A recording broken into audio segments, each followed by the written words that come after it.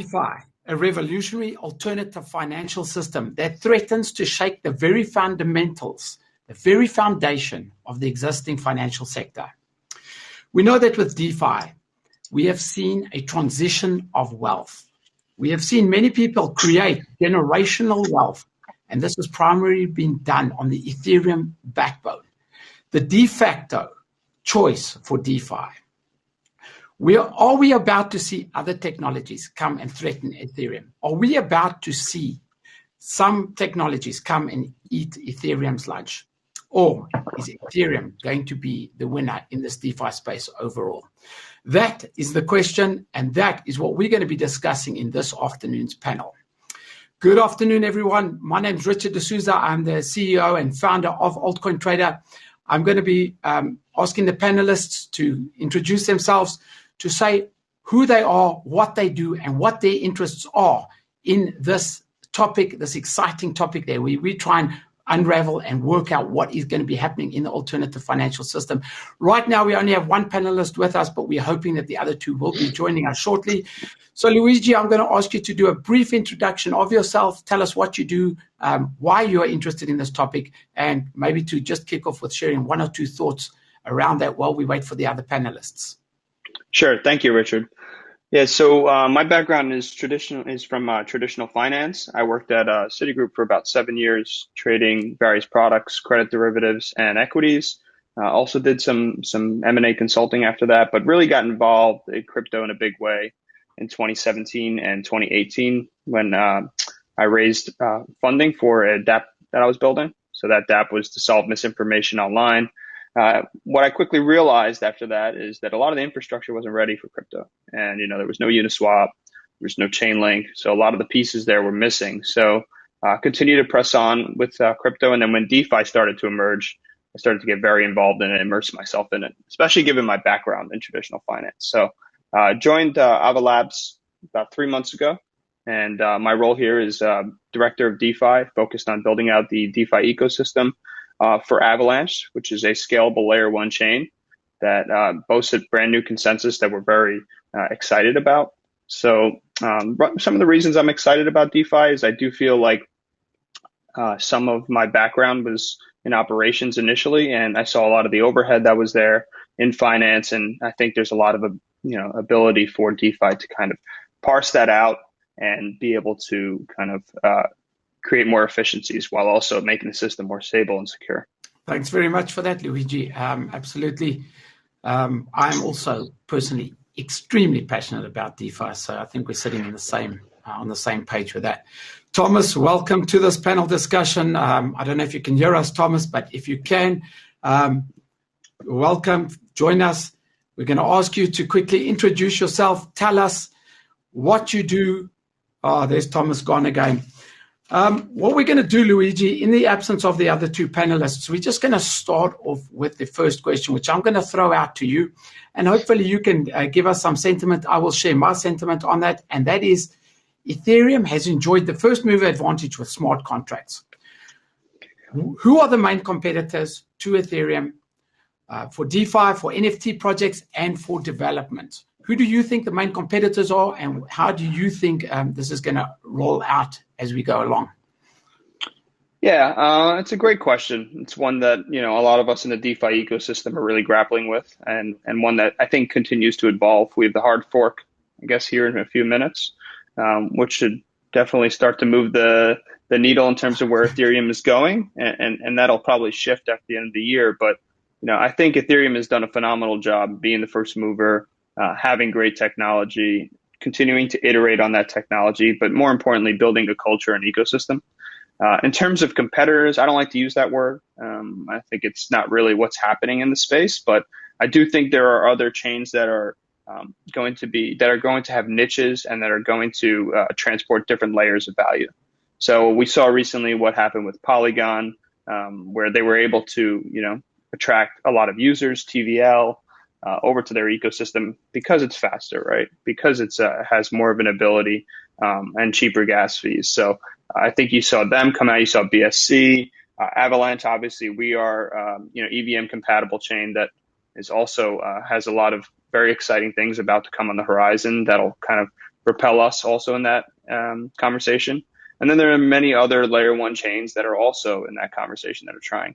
You have folks like Solana, which is a very interesting project that has fast TPS. So I think you have the landscape is sort of set at this point in terms of which layer ones are out there. And now it really remains to be seen, where the value is going to be attracted to. But I do think that Ethereum will not go away from that perspective because of the culture that they've created, because of the ecosystem growth, because of, really the innovation that's come out of there. A lot of the projects that really boasted themselves today, you think of Uniswap, you think of Aave, all those types of projects, they've come out of that ecosystem. And so if you can continue to innovate as a layer one culture, then you're going to attract more and more users and more innovation. It's kind of a virtuous cycle. So I don't know if I really answered your question, but No, I think it's absolutely. a hard question to answer. Yeah, absolutely. I think, there's a lot of shared sentiment there. Is Ethereum actually a competitor? I would probably say no. Maybe you could draw an analogy and say, is Russian a competitive to English? Two languages, they can both thrive, and they are both, we have multiple languages, we have multiple currencies, we have multiple cultures. They don't compete against each other, they complement each other. And I think that is probably what you're getting at. And what we're going to be seeing going forward is that there's space for lots of players in this industry. I mean, we are, after all, changing a legacy financial system. Very glad to see the other panelists have joined us. Deniz, thanks very much for joining us. We were just kicking off, Luigi and myself. We were starting the discussion. But what we're going to do is just take a second. We're going to ask you to introduce yourself, tell us who you are, what you do, and your specific interest in this topic that we are discussing today, that being Ethereum, the de facto choice of DeFi, and what is going to happen in the future, what we believe will be the turnout of that. Over to you, Deniz. Yeah, hi, everyone. My name is Deniz. I'm the head of growth at Kyber Network. I've been involved in crypto since early 2016, and I first came across Ethereum and fell in love with it. And it's been like my one huge focus for the last 5 years now. And I love being in this space. I find it very stimulating, and the innovation has been incredibly, fast and everything. So I could say I'm maybe the most Ethereum maximalist, even though, as you said in your intro, they all provide so much value. So looking forward to discussing all these different aspects with you guys. Excellent. Thanks very much. We're just going to kick off onto the second question. Are there newer generation blockchains solving the challenges of speed and cost in the current DeFi ecosystem? So what we're really asking here is not projects that are going to complement and that are going to help grow Ethereum. Do you think that there are projects that are going to run independently of Ethereum that can cause a real threat that could actually start getting adoption? Is that likely? Or at this stage, I don't think we've really seen that. But I'm talking about projects like, for example, maybe Cardano. Is ADA possibly going to be a DeFi threat to Ethereum, or are they going to work together? Or are they going to complement each other in the changing of the traditional financial sector as we know it? I think, Luigi, if you could kick off with that first, and then I'll go to Deniz and we'll get his input on that same question. Sure. So I would say that I do think there are going to be other chains that are kind of going to really grow out of this ecosystem and be able to carry some value in DeFi. Avalanche, obviously that's where we are. That's what we're growing out. I do feel like we will be a layer one that's able to provide scale and security. Our consensus, which is revolutionary, nobody else has got something similar, kind of allows that sub-second finality, as well as fast transactions per second. So we're going to, it's really now about user acquisition. It's about proving that on chain. So I think all these chains have something unique to them, and they'll be able to boast what their uniqueness is. But until you actually carry a decent amount of value on chain, innovate with new exciting projects, and build your own culture, it's very difficult to kind of say you'll be able to supplant Ethereum. But I do think there are other projects that have a chance. And the other thing that might happen is, you can have this situation where Ethereum is sort of the settlement layer of DeFi, and other chains will be able to transact certain niches, right? So Solana, perhaps, this is just an example, but perhaps they can, be the premier chain for gaming and NFTs or whatever. And Avalanche could be the premier chain for settlement of finance. There could be certain niches that all settle and kind of interlap on Ethereum. But it really depends on how Ethereum 2.0 looks, how it acts. I think that's still a bit of an unknown. So it remains to be seen how that plays out. Yeah, very interesting. Deniz, if you want to kick off with your thoughts on that very same question. Yeah, I mean, I agree with Luigi. It's a question of whether there's going to be independent chains that are not bridged to Ethereum. Can they on their own kind of keep gaining traction? Because looking at the past, that hasn't really happened. We've had like EOS and let's say Tezos. And if you look at like Neo, like there's so many from 2017 that started with the same ideals, but went nowhere. So the question is, okay, do they provide us like an incredible, unique value that Ethereum can't provide? Definitely. Avalanche does it. There's like so many other legitimate blockchains like Solana focuses on like DeFi and Avalanche as well. Like there's a number of them, but the question is, I think they will gain traction, but can they gain organic enough traction that they are still around in a few years and still providing value, which I think inevitably will somehow flow back to Ethereum. Like I still think Ethereum will be the kind of settlement layer, the basic hub, and everything will kind of connect to it, just like you have Polygon, you have Arbitrum, Optimism. There's going to and the whole NFT infrastructure on top of it. Ethereum is already like kind of a self-sufficient, and it's up to other projects to come and connect into it and to keep providing value to it. So that's kind of my view. I think you make a very valid point. Market adoption would be critical with anything like this. And once someone's trusted and used something for a period of years, it's very difficult to switch over. And even if you do switch over, you might just switch over to test it out, try it out. And it really would have to be something special. But while you're switching over, of course, you would have to have a lot of people taking that same type of action before it could, pose any type of threat. As humans, that's just what we do. When we find something that works, we improve it and we bolster it and we make it better and better. And it's really difficult. So first mover advantage, I think, is something that is critical. Once you've got market dominance, it is really, really difficult, especially with a complex type technology like what we're dealing with. You don't just overthrow it. So I certainly think that for the next couple of years, we can expect to see some great things coming with Ethereum. And as you correctly pointed out, Luigi, Ethereum 2.0 is really going to dictate, the future of DeFi and decentralized finance. Because right now, I think it's obvious, and a lot of people probably agree that it's lacking with congestion and fees. And that is the only chink in its armor that's allowing these other projects to actually even gain any type of foothold. Want to share your thoughts on that? Yeah, no, the other thing I would just say, just to piggyback off that is, even with the type of transactions per second that Ethereum 2.0 is anticipated to have, if we really want to build out a decentralized ecosystem into the future, that's not going to be enough to kind of really carry the value that we need, even with scaling solutions, because there's certain things in terms of scaling solutions that they really aren't tailored for. I would say mission critical types of transactions. You really don't want to be putting on side chains or layer 2. So there's going to have to be more than one chain. There's going to have to be additional scaling solutions if the visions that we had in 2017, 2016 of what blockchain and crypto can bring to the world is actually going to happen. So you think of like a decentralized Twitter, Uber, all those things. If that's ever going to happen, we're going to need additional solutions other than Ethereum as well. So I think it's a matter of all of them, how they connect together. And I think that'll be the interesting part. But like you said, E 2.0 is definitely a very important dynamic. It's definitely going to assist and propel the whole industry, I think, if successful.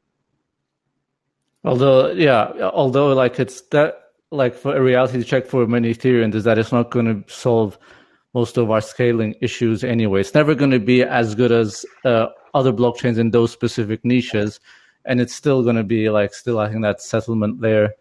So yeah, I mean, let's not put too high expectations of ETH 2.0, and it's still happening in the next 2-3 years, which maybe it does erode the first mover advantage slightly. It does give opportunity for other projects to gain that, market adoption and traction. I think that's okay though. Yeah, of course. It's right. So I think that's like natural to happen. And you're right. We should not put, all the expectations on E 2.0. And I think that's kind of the point I was trying to make is, it's not going to be able to solve all the problems we want. It's just going to, it's an improvement, right? It's a step in the right direction, but we're going to need more than one chain. If our visions are really, what we expected a few years ago. Absolutely. I think, in the grand scheme of things, if you could take this video and you could look at this discussion in 20 years' time, it would be comical, right? I often sit with my kids and I say, guys, decentralized finance, this new system that we are building out, we are the early pioneers. We have no idea of what is going to actually happen. I mean, think of it back to internet terms, like if we had known that we were going to be streaming movies, we're going to be communicating, we were going to be having video conferences like this, when we were connecting up with our 36 thicks modems, it would be like, what? That is absolutely like incredible. So I think that this conversation, look back upon, we're going to be like, guys, you don't even know what you started. You don't know how early you were. You don't know what type of pioneers you were. The things that are going to come out are going to absolutely blow our mind and change every single factor of our lives, change everything. As humans, we are just becoming more and more complex creatures. And I think that there is literally, and I say this not figuratively, there is literally no limit to what we can do. And, you've got to start building from the bottom, and that's where we are now. So very, very, very exciting times. Yeah, and the beauty of it is that's why having dozens of different new blockchains approach it from their angle is, I think, fuel to the fire, and we're just innovating faster and faster. If it was just one Ethereum and one Bitcoin and nothing else, that would slow down innovation by 1/10, like even worse, right? That's the beauty of having so much, and the beauty of the whole permissionless, decentralized idea that lets it happen. So maybe it won't even be 20 years. Maybe it will be like sooner, that vision that you mentioned. That'd be really cool. The other thing is, like, what's cool about this space is, Ethereum and even the first movers, much different than, in the traditional world, have the advantage of kind of pulling the pieces that they want from other layer ones, right? So they'll be able to look at Avalanche's consensus, be like, oh, maybe we want that piece, or we look at the tokenomics, maybe we want that piece. And, they can maybe use that to their advantage as well, and not have to develop everything in-house. So that's what's neat about this space. And that's why I don't like the word competitor, so to speak, because I think we're all iterating to kind of get to the place that we want to be. And, however it happens, it happens. But, I think that's going to be an interesting point too, moving forward. Absolutely, Luigi. I agree with you. You've once again said that there's no competition. I think that what we are starting to see now is, collaboration like we've never seen before as a species.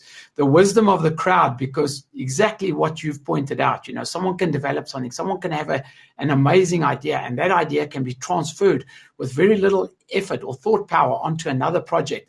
And it is a collective that builds these dynamic projects.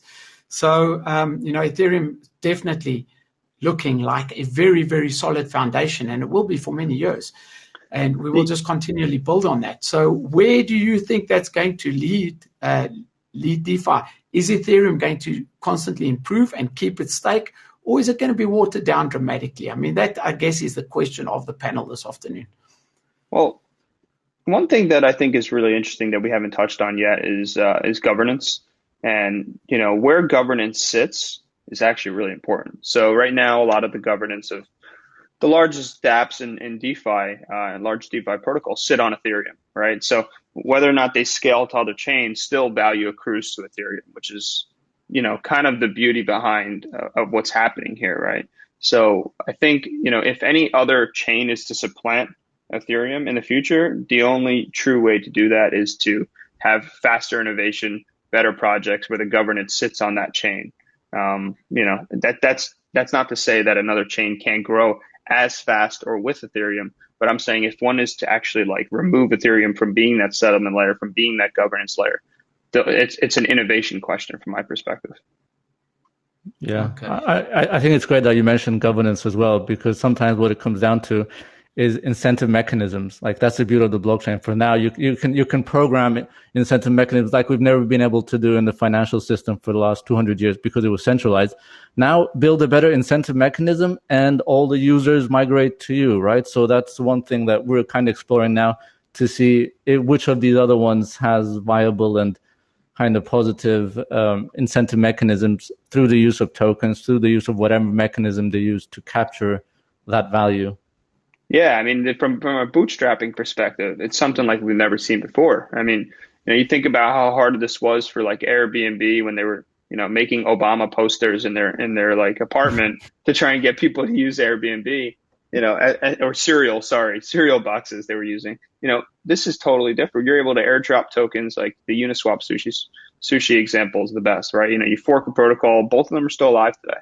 And, I think that's really fascinating from my perspective because now they're kind of going in different directions or, they have different innovations, but that's what's beautiful about the space. The users will decide what's best, but we still get more choices. And from my perspective, more choices is usually a good thing when it comes to innovation. So, I think you're going to see the same with layer ones, the same with DeFi trading protocols, and, the same with other things that in 2017 and 16 that we wanted to see happen that still haven't, like decentralized Uber, Airbnb. I think those things are still going to happen now that the infrastructure is being laid. Absolutely, yeah. It's I think that certainly is the way that we need to look at things. There's something else that also interests me, and it's just really fascinating to see it from a human perspective, and that is tribalism. When people just gravitate to a project for no logical reason. And, like Bitcoin maximalists, you might get Ethereum maximalists, or you might get people that are in the Cardano camp, and they cannot, embrace multiple projects. Do you think that that's going to play a role in either keeping Ethereum as the de facto choice or actually not, and, getting people to look at other things and becoming tribal towards the other projects? I think there's always going to be a segment that's like 90% speculative, and they probably couldn't care less about the underlying technology. They've just jumped onto that bandwagon. It's been maybe profitable, which has validated their kind of choices, and then they just go along, and they do commit their time and more time into this. So it's normal for them to feel really attached to that and to try and defend it, especially when they look behind it. There's like 5,000 more tokens all vying for attention, and like not all of them can win. That's kind of like why I think we get those dynamics. But I mean, yeah, even in the Ethereum space, you see that as well. But then there's many open-minded people and like that are working on the fundamental layer that really couldn't care less about that. Yeah, the other thing with that is, right, I mean, from a lot of the people that I met with and have talked to in the space, if you hear about their stories, there's a good amount of them that had a similar progression, right? They were Bitcoin maximalists, they became Ethereum maximalists, they became blockchain maximalists. So like they iterated over time. And that's not to say that that's everybody, right? There's obviously people who are still Bitcoin maximalists. But I think, for this space to open up, past where we exist today, that crowd is less tribalistic in general. So what I'm saying is like the continued growth of crypto is going to dilute a lot of the maximalism over time, is my guess. Very good point. I mean, I've always personally, if someone said to me, do you like this or that? Which one do you choose? My general answer is normally both, and I'm certainly, I personally believe that any type of maximalist thinking really hampers innovation and productivity. And, it goes along with the culture of open source software and just how we've all transitioned. And I think that is a very, positive way, a positive sort of psyche for us to move in. And that is going to be a way that we constantly grapple with the best technology. So, for that reason, I think that Ethereum will really have to be something that people will continue to use. Not that people are tribalistic towards, but because it has got that market adoption and it is the de facto choice, and it's going to continue to be that choice until something can actually overtake it. And even as you say, Luigi, and you've said a couple of times, it's not going to compete. It could complement, it could create a different niche for Ethereum. So I certainly very, very bullish on Ethereum in the near future and in the midterm future. I think that we're going to have to watch the space to constantly know which way to move, and you have to constantly be immersed in this technology. And obviously, when you are passionate about it, it's not a task or a chore. It's something that just comes naturally. Yeah. The other thing with that, just real quick, I just want to piggyback off that point real quick.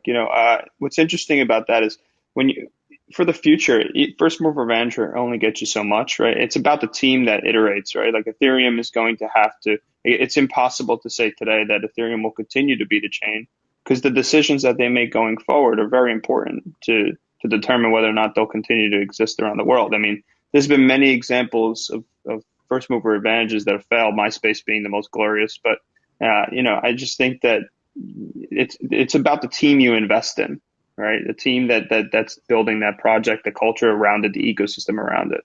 So if that continues in the trajectory it's going, then yes, it'll be hard for anybody to kind of take over Ethereum. And just to add, I think there's actually less antagonism between Ethereum and maybe Avalanche, Ethereum and Terra. Like many DeFi focused projects, the conversations are pretty respectable, and there's no hostile feelings. It seems to be more like, let's say, the Bitcoin crowd against Ethereum or maybe Cardano and Ethereum. But I mean, these are probably the exception rather than the rule. Yeah, for a lot of projects, I could speak from my experience that we talk to. Some are multi-chain, are taking a multi-chain approach. Some are, considering on the fence. And then there are other that are going native to other chains with that governance aspect that I spoke to before, right? Because if you do have faster speed and scalability, then, it does help the governance layer as well. So yeah, to that point, we don't really have conversations where it's an Ethereum or Avalanche conversation. It's hey, look, we both have technology out there, leverage the ecosystems. Ours, which is organically growing quite quickly, and kind of see where the chips fall. So going back to governance, but in a very roundabout fashion, and talking about the team behind, to say, for example, a project like Ethereum, do you think we ever get to the point where that team is the community? Where it is driven. And I know that's what we're constantly trying to do by the very nature of decentralization. But do you think that it's effective, or do you think that team needs to, at this stage, still be strong enough to keep that project going? I mean, I would say from my perspective, the team needs to be strong initially. Decentralization works when it builds off of a strong foundation. But to start with decentralization is usually quite chaotic. I guess it depends on the nature, but teams. What's interesting is in crypto, a lot of times the communities look to the teams, right, when it's early on, to build the innovations, to figure out things, and sometimes it's a matter of who knows the product best, and usually the one who built it knows it best. So yeah, and I think it's a process, almost like a journey where you go through different stages. And I think at first you did need kind of close control coordination just to make sure at a technical level you don't have any weaknesses. But over time, as it matures and everything, I think like Bitcoin starts to ossify, and it gets harder to make any kind of suggestions, any kind of changes to the system. And at that stage, it is pretty much decentralized. Although, yeah, I mean, we're still finding the limits of how it works. It's for Ethereum. Governance is far from perfect. We saw with the ProPow, that whole debate and how that was carried out, that there is no actual, and maybe that's because it's decentralized. There's no organized way of doing things. Anyone can join the dev calls, can make a suggestion. Anyone can come up with an EIP, and if they get enough consensus from the community, the developers, it somehow goes through. But that is pretty rare. Yeah, but on a side note, yeah, go ahead. No, go ahead. I was just going to say, on a side note, in 12 minutes, we have the London hard fork, which is EIP 1559, which was almost dead for 1 or 2 years, or it was going to happen, wasn't it? We thought it wasn't. And then a few people went push for it, good support. And here we are today. It is going through because of consensus. Yeah. And I think what you're going to see on the governance layer is some traits of what you see in governance and other aspects of life, right? It's quite difficult to have true governance, one person, one vote, and establish consensus of things. What you ultimately usually have is, influencers, so to speak, that people gravitate to and trust their opinions, right? Because especially when it comes to code, there's a subset of people that completely understand the nuances of that code, and other people who understand from a high level what's actually going in EIP 1559 are they have to trust some of the more expert, so quote unquote, opinions and thoughts on what that means. So you do have this interesting dynamic of almost representative governance in a way. I think that is, that's just the human condition. That one person, one vote never works, because it's not only because of coding, it's because of the amount of effort or emotional energy you put into a project, and you see it all over with any type of committee or any type of governance. But I think that EIP 1559 is a sterling example that, in a longer period, we can actually see the correct thing coming to the surface. Because as you said, Deniz, is that it was stonewalled for a long time. And, a lot of people didn't like it. And to sort of simplify things, they didn't like it because it was going to affect them, financially, and they were going to lose out for it. But ultimately, we believe that it was the best move for the community. And it looks like it's going to be, it's going to go through. The miners are going to adapt to these changes, and the better proposal is going to come out. And, if we can get to a governance sort of, at this stage, we'd like to argue that it's semi-decentralized, but, with the team behind it, I think that we continue to push in that we can't actually envisage or see what is going to happen in the future and how that is going to work out. And if you ever get to a point, like you correctly said, with Bitcoin, where true decentralization is reached, have we got to a point where we've locked ourselves out of innovation? And I think these are the questions that we constantly grapple with. So, guys, we've still got 8 minutes or 7 minutes to go. So let's try and, we'll slowly start wrapping up and trying to give our audience some type of sort of answer. And I know it's a very difficult question, but where do we see Ethereum going? Is it here to stay? Is it the de facto choice? Or have we got those projects like Cardano? I mean, Cardano is a project that we've seen, it's taken a totally different approach to Ethereum. Ethereum has just hit the floor running, and Charles Hoskinson has really looked and tried to make sure that everything is done meticulously, hoping that it works at the risk of really losing market traction. What are your thoughts on that? My question is, why has it taken so long, right? It has been around for such a long time. And my understanding was it wasn't even promised to be a smart contract. I don't know, maybe because I'm not too connected with it. I'm following it at a superficial level. So maybe correct me if I'm wrong. But then the smart contract narrative around Cardano came much more recently. And I don't know where they're at, what kind of consensus layer they have, but it's something to watch out for. Yeah, I could say that the conversations we have with DeFi protocols and NFT, that's typically not a layer one that's mentioned in that conversation. It's more a conversation around the EVM compatible chains, and also, I know Solana is coming out with some version of that as well. But the EVM compatibility allows dApps to quickly deploy onto other chains. So the conversation has been around that, and I think Polygon has done a good job, in terms of kind of showing what the future might look like in some respects. They, bootstrap with a lot of incentives. They have the fast scalability, and they were able to get very strong user adoption, in a relatively short amount of time. I think we're talking 3 or 4 months now, since they've really pushed out that program. And, you've seen some strong liquidity and growth there.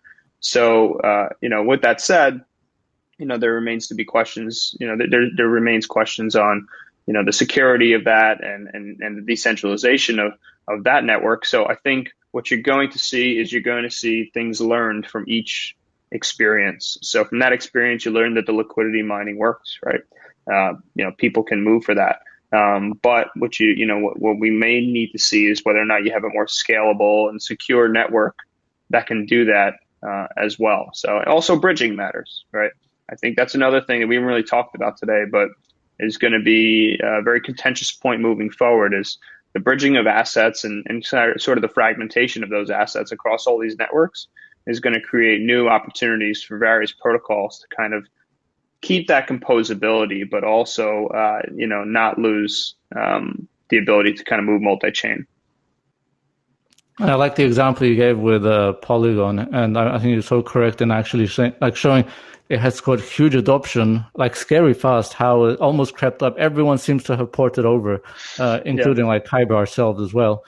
But on the other hand, it's still like, I think 8 multi-sig addresses that can control and access like the whole thing and give someone like a really like bad day. It's scary that it's actually like that. So, that's not perfect. And then, Richard, like for Cardano, it's a matter of what kind of compromises, what kind of benefits and risks does it have basically for us to be able to judge it and then see how it does with adoption. Yeah. And the other thing is like in bull markets, you kind of have this moment where everybody just tries to like push each other's face and kind of run really fast. But what I think is really interesting from our perspective, I can speak of what we're doing, kind of where we see Avalanche going is we do think that having a secure network that's actually decentralized is still the vision. So we have over 1,000 validators right now. That's not much that any other chain can really say. So that's quite exciting. But we still do have that very fast transactions per second. So now taking lessons from various other situations, we can kind of see, what works in terms of user adoption, but without sacrificing some of that scalability and security, which we think is still paramount. It's funny with security, nobody cares until they do. So it's and then when they do, everybody cares. So I still think that's why we got into this space. We go through these kind of iterations where we're like, okay, we need speed. Let's go get speed. And then we're like, well, we really didn't do it the way we were supposed to do it. So we need security. And then we kind of like go back and forth until we find that right balance. I think, Luigi, what you said, the fact that we haven't really, touched on bridging or interoperability is a key factor because, Polygon or Matic is very admirable. I'm very excited about the fact, they've got side chains, they've got layer 2s, they've had huge adoption.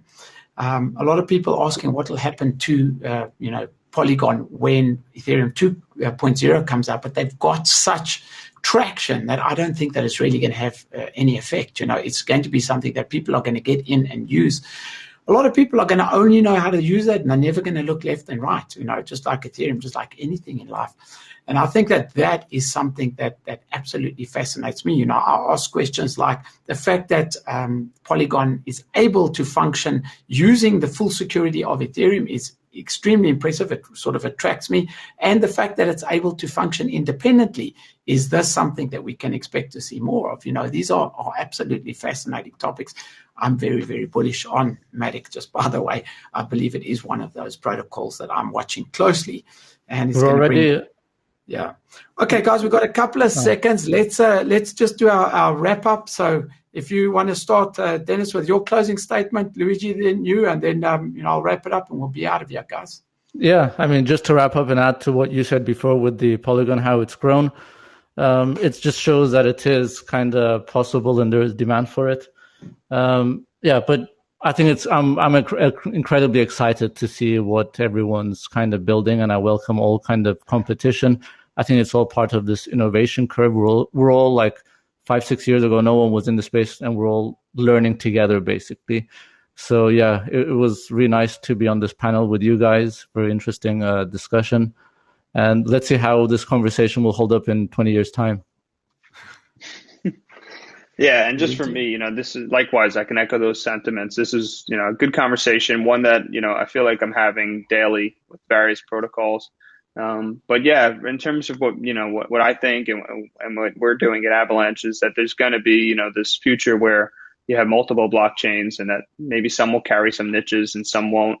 But there's going to need to be more than just one. And what I'd say there is that, for our perspective, we have a lot coming out in the next few months that's very exciting, and towards that user adoption, and I think we'll kind of see where the chips lie in terms of what's the best consensus, what's the best security, what's the best speed and scalability chain as well. So absolutely.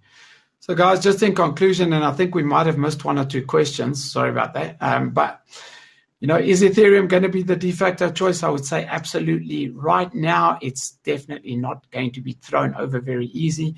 In this space, you would be crazy not to bet on Ethereum, but that comes with a caveat of make sure that you keep your eye on the ball and make sure that you know what is happening, because it is a space that changes probably slower than you think, but that constant change and that constant momentum is what actually drives us forward and makes the change. So Ethereum, definitely here for the short to medium term and possibly here for many, many years to come.